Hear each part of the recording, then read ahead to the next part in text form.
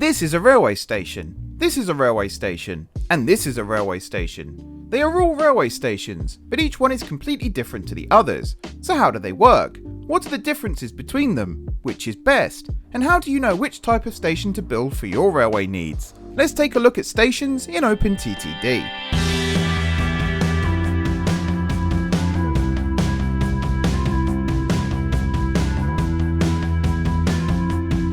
Hello one and all, I'm M4J and welcome back to the OpenTTD tutorial series. Last time out we looked at how to signal your railways, including learning about signal types, how to place signals, and how to change signals that have already been placed.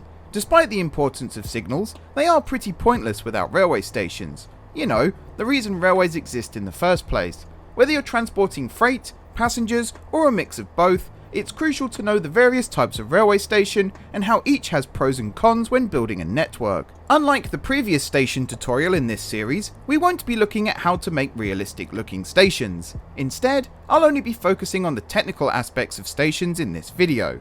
Alright, that's the preamble out of the way, let's talk stations. First off, let's talk about the types of railway station you can build in OpenTTD. There are three main types of railway station, these being Terminus, Through, and Ro-Ro. I'll cover all of these in more detail shortly, but for now, let's talk briefly about how each type operates. Terminus stations are built at the end of the line. Every platform comes to a dead end, with the only direction a train can travel being back in the direction they came from. Through stations are the exact opposite. If a train is heading north, for example, they will enter the station from the south before continuing north once they've completed their stop. A Ro-Ro station is technically a mix of both a terminus and a through station. A train will continue in the same direction of travel, but the station is still built to act as a terminus. Ro-Ro stations are most commonly used for freight operations, but there are passenger examples around the world too. So now we know what the three main types of station are, let's take a look at each example in more detail. Terminus stations in OpenTTD are built when a railway route comes to an end. Whether it's your main trunk route or a simple wayside branch line, terminus stations are where your trains end their journey before preparing to return in the opposite direction. More often than not, platforms at terminus stations come to a dead end, with buffer stops protecting both the trains and passengers in the station concourse. Your rails can continue beyond the platforms, but normally these are only used to access a depot or train storage area.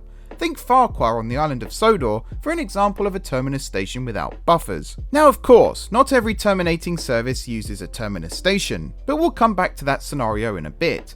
For now, let's take a look at through stations.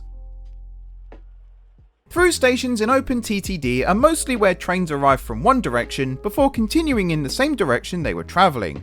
These stations can be built in various styles, be it a simple two-platform wayside station on a branch or main line, or a mega station with multiple platforms serving a multitude of lines.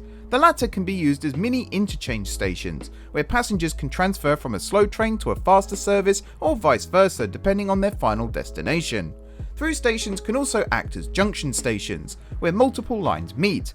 In these cases, the station may also act as a terminus, but we'll come back to that shortly. For now though, let's take a look at the final main type of station. Ro-Ro stations are the least common of the main types of station, but they still serve a valuable purpose on your networks in OpenTTD. Ro-Ro stands for roll on roll off, describing how the station principally operates. Trains enter and leave heading in the same direction, the same as a through station, but are used at the end of a line. The reason Ro-Ro stations are used is that they keep trains moving in the same direction, meaning they don't need to reverse, therefore reducing dwell times. Despite there being passenger examples both in the UK and around the rest of the world, the design is mainly used for freight operations, with the best example being used for coal and other mineral traffic. By building the loading and unloading areas on what is basically a balloon loop, the train can remain in motion at all times. This decreases the overall time the train spends at the station, allowing more trains to run and therefore more freight to be transported. In the UK, this operation can also be called a merry-go-round, or MGR for short. A good passenger example of a Ro-Ro station here in the UK is Heathrow Terminal 4 tube station on the Piccadilly line, the only example of a one-way train service on the London Underground. These are the main station types, but there are also examples of the first two types blending together. Major interchange stations where multiple lines meet could act as both a terminus and a through station in OpenTTD. A long-distance express service may pass through the station on its journey, whilst a train arriving from a branch line could terminate before heading back along the branch.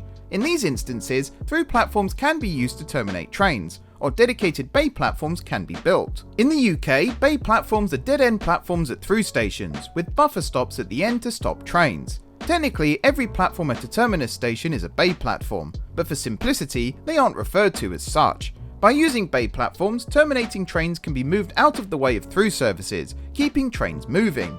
The only downside in doing this is the train using the bay platform then has to reverse, which can limit operational flexibility. Many different station designs can be used in OpenTTD, but for the most part, they will all fall into these three types. Huge multi-level interchange stations are still just through stations, or if they have bay platforms, then those sections are just mini terminus stations. Any station built on a balloon loop is a RoRo, even if the train has to stop to load and unload.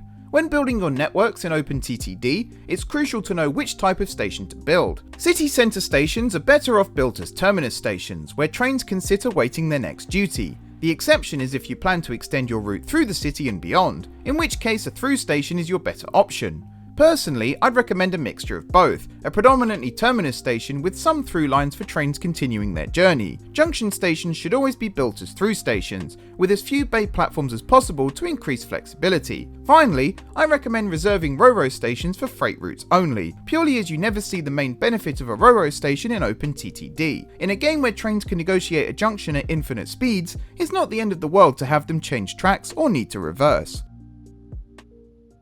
So that's the breakdown of stations in OpenTTD. If you want to see how to build fairly decent looking stations, I already have a tutorial on station building that you can check out on the screen now. If you have any questions on stations in OpenTTD, or if I've missed anything important, then feel free to let me know in the comments below, or join my Discord via the link in the description and join in with the M4J network chat. For now though, thanks for watching. If you found this tutorial helpful, and if you're enjoying the OpenTTD tutorial series, then be sure to like the video and share the series around to help other OpenTTD players too. Besides that, if you haven't already subscribed to the channel, then be sure to do so for more tutorials and OpenTTD content just like this. If you have already subscribed to the channel, then thank you for your continued support, it's greatly appreciated. Enjoy the rest of your evening, I've been M4J, and until next time, I will see you soon.